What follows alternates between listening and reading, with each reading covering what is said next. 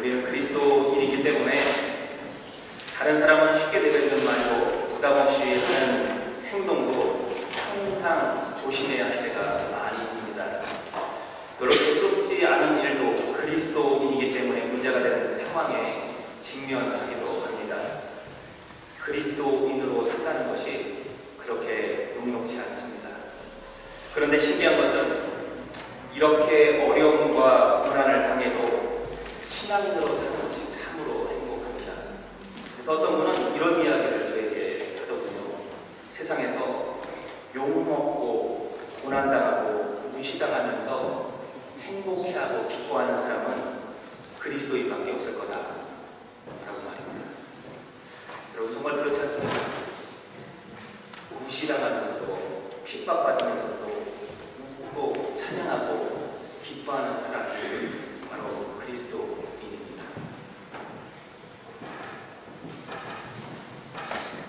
오늘은 왜 이런 삶이 가능할까? 거기에 대해서 잠시 말씀을 좀 나눠보려고 합니다.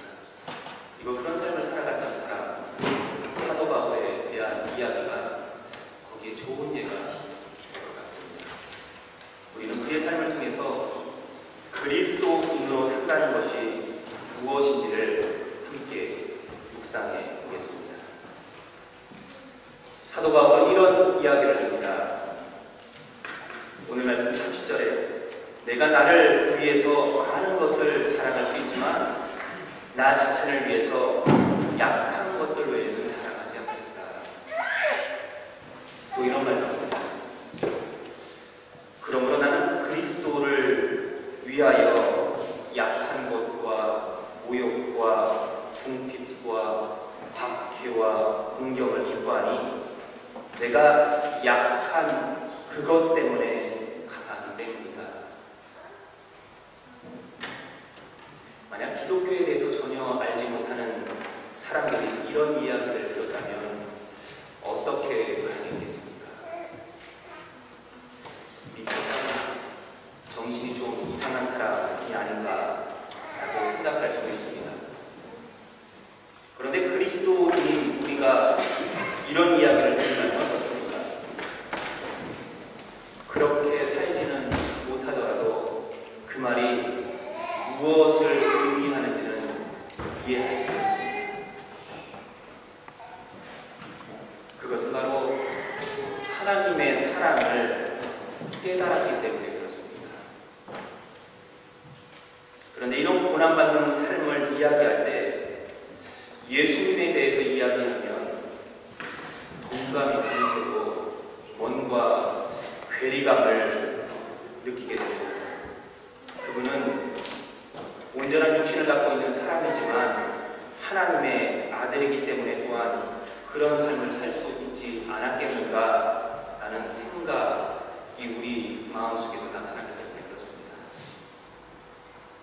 그래서 더더욱 우리와 같은 평범한 사람의 예를 찾아볼 필요가 있습니다.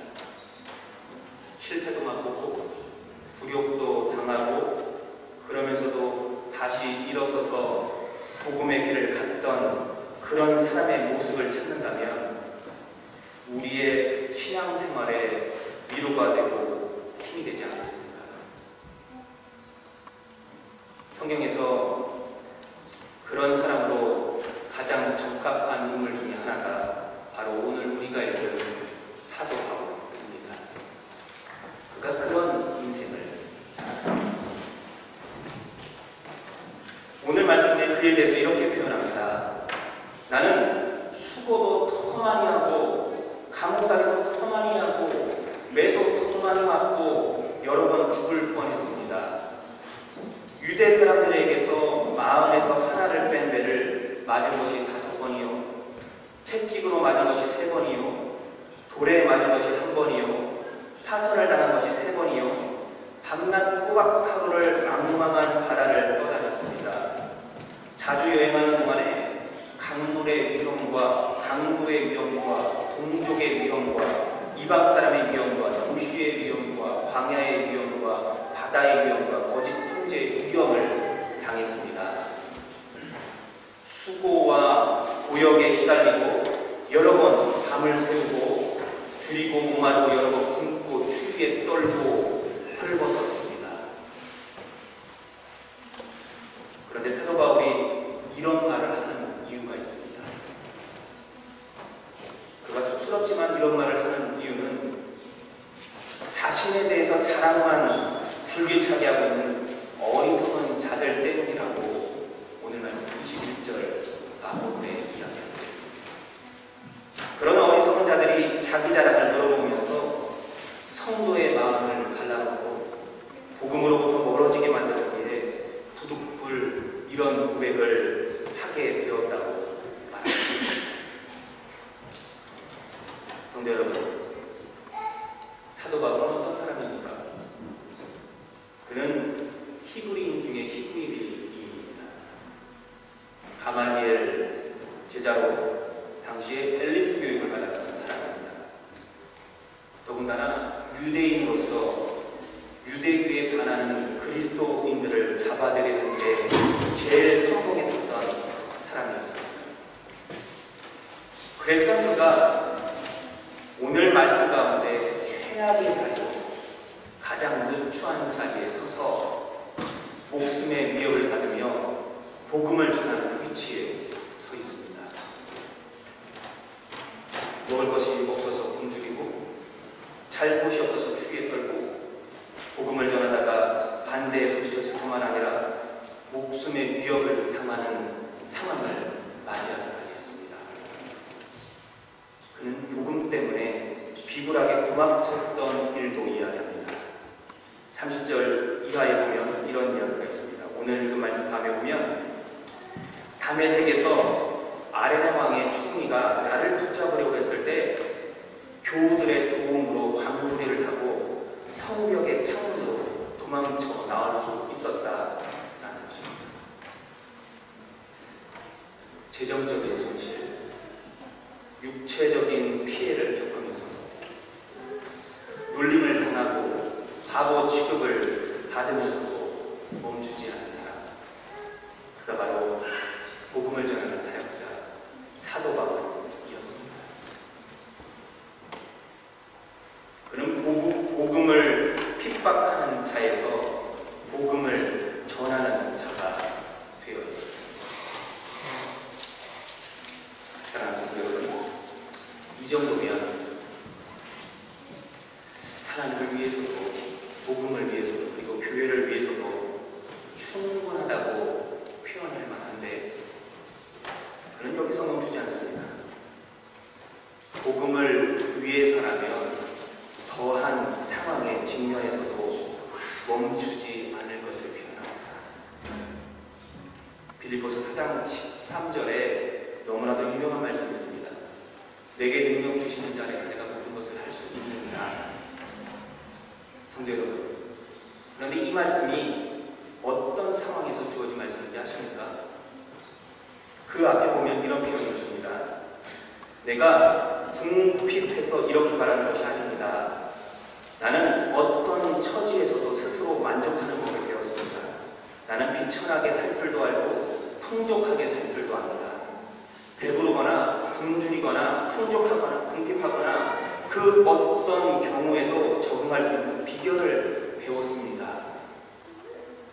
그러면서 주어진 말씀이 바로 내게 능력 주시는 자 안에서 내가 모든 것을 할 수 있습니다. 라는 표현입니다. 복음을 위해선 그렇게 살 수 있다는 것입니다. 그리고 오늘 우리가 읽은 성경 본문에서 복음을 위해 그렇게 살았던 자신의 삶을 직접 표현하고 있는 사도 바울의 모습이 나타나고 있습니다.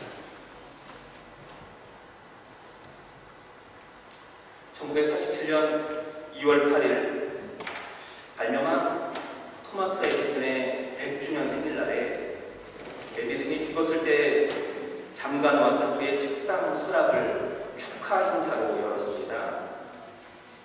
거기서 나온 물건 중에 특별하게 보이는 종이가 한 장 있었다고 합니다. 그 종이에 다음과 같은 글이 쓰여 있었습니다. 캄캄한 곳에 떨어졌을 때는 요나를 생각하라. 그는 그 캄캄한 뱃속에 떨어져 버렸지만 끝내 아무 이상이 없이 돌아오고야 말았다.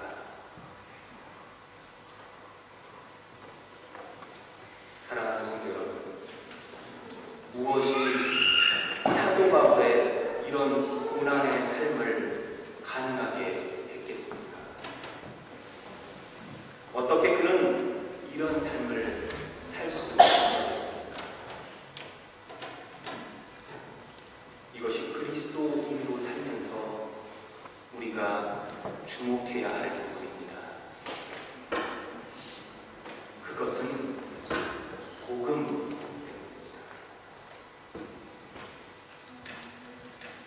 다른 사람은 나를 이용해 먹으려고 하고 나를 통해서 무엇인가를 얻으려고만 했는데 예수님은 자신을 십자가의 죽음에까지 내놓으시고 나를 살리셨다는 깨달음이었습니다. 거기서 사도 바울은 하나님의 사랑을 알게 됩니다. 독생자 예수를 보내시고 그 예수님이 나를 위해서 십자가에 죽으시고 부활한 사건이 바로 복음이구나. 그것을 인정하는 순간 그는 이 복음 앞에 가만히 있을 수가 없었습니다. 사도 바울은 이것이 율법의 완성이라고 선포해야 할 사명을 깨닫게 됩니다. 그리고 쉬지 않고 그 사역을 감당했습니다. 그런데 여기서 우리가 조금 더 생각해야 할 것이 있습니다. 사도 바울이 선포했던 것, 그 복음의 핵심에 자리 잡고 있던 것이 무엇이냐라는 것입니다. 다시 말하면 예수님의 십자가를 통해 우리에게 확증하셨던 하나님의 사랑이 궁극적으로 바라는 목적을 깨달아 알아야 한다는 말입니다. 그것은 바로 하나님의 나라입니다. 사도 바울은 그의 사역 속에서 하나님의 나라가 예수님의 십자가와 부활 사건을 통해서 임하셨다는 것을 끊임없이 강조했습니다. 그 하나님의 나라를 만들어 가고 온전하게 이루어갈 사람을 찾고 그들을 세우는 것을 그의 사명으로 삼았습니다. 이 사명을 위해 사역할 사람들에게 자신처럼 예수님의 십자가와 사랑을 깨달을 수 있도록 부단히 노력했습니다. 그는 예수님이 오신 사건을 복음으로 그 예수님을 통해서 시작된 놀라운 사건을 하나님의 임재, 하나님의 나라라고 표현하고 있습니다.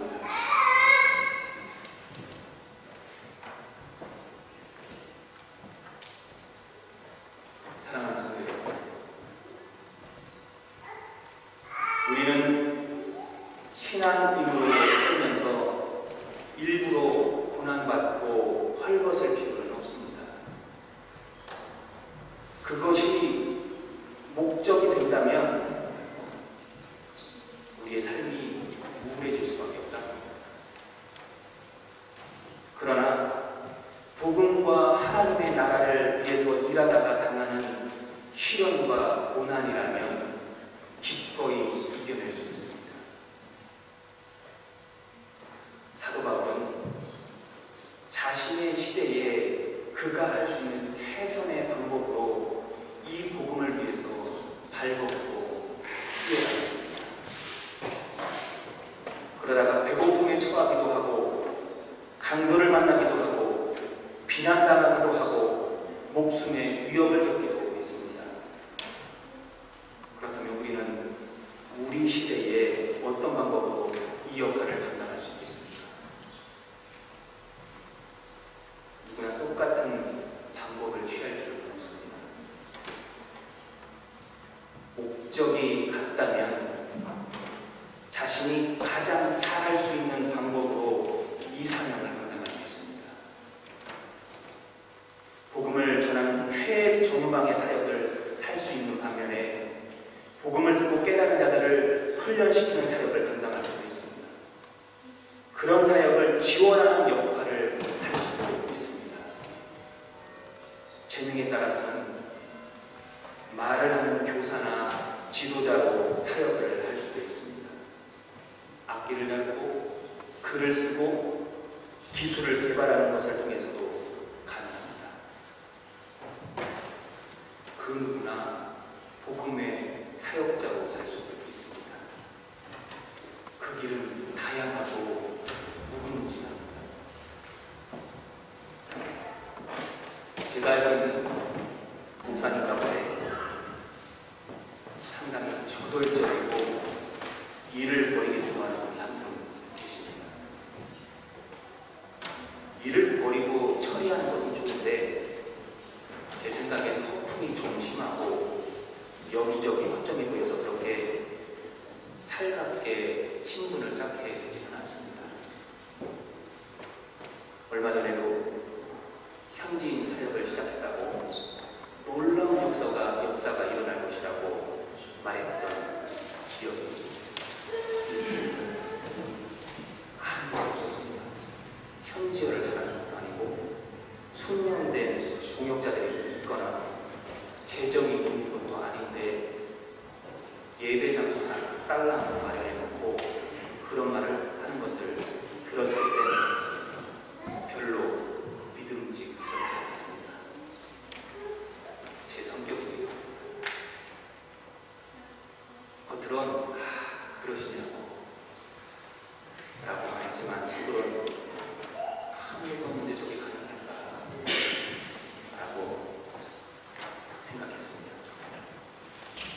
그런데 거짓말처럼 현지인들이 찾아오고 예배를 드리고 있다는 소식에 저게 기적이구나 라고 생각하게 되었습니다. 덧붙여서 하나님은 참 성격대로 일하신다 라는 것도 깨닫게 되었습니다. 사랑하는 성도 여러분, 그런데 이런 기적은 우리에게서도 나타나고 있다는 사실입니다. 어떻게 보면 여러분이 지금 이 자리에 나와 복음을 듣고 있는 것 자체가 기적입니다. 여러분 잘 생각해 보시죠. 여러분 콧대도 있고 고집불통이고 가진 것도 조금 있고 세상 부러울 것 없는 것 같은 내가 지금 예수를 믿고 있는 것 자체가 기적 아닙니다. 여러분 스스로를 한번 생각해 보십시오. 여러분 콧대 묻지 않으십니까? 여러분 고집불통 아니십니까? 고집불통이 아니면 부부싸움 하지 않습니다. 고집불통이니까 부부싸움. 여러분 가진 것 좀 있지 않습니까? 가진 것 좀 있으니까 집세 내고 살지 않습니까? 여러분 세상에 남 부러울 것 없지 않습니까? 그런데 그런 내가 여기서 예배드리고 하나님을 섬기고 있다는 것 그 자체가 기적이라는 사실입니다.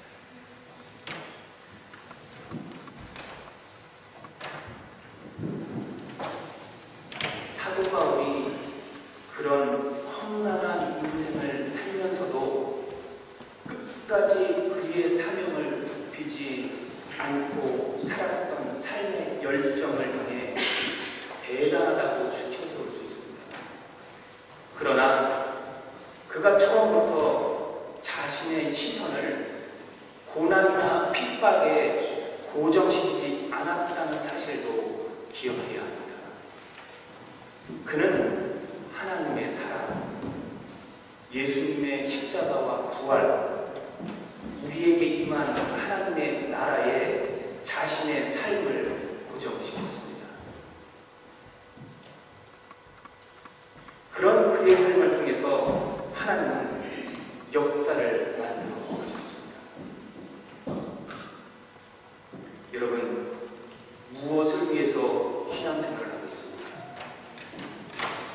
이왕 신앙생활을 시작했는데 하나님이 기뻐하는 사역을 감당해야 하지 않겠습니까?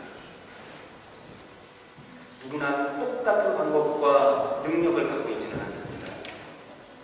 각자의 방식이나 사고가 다릅니다.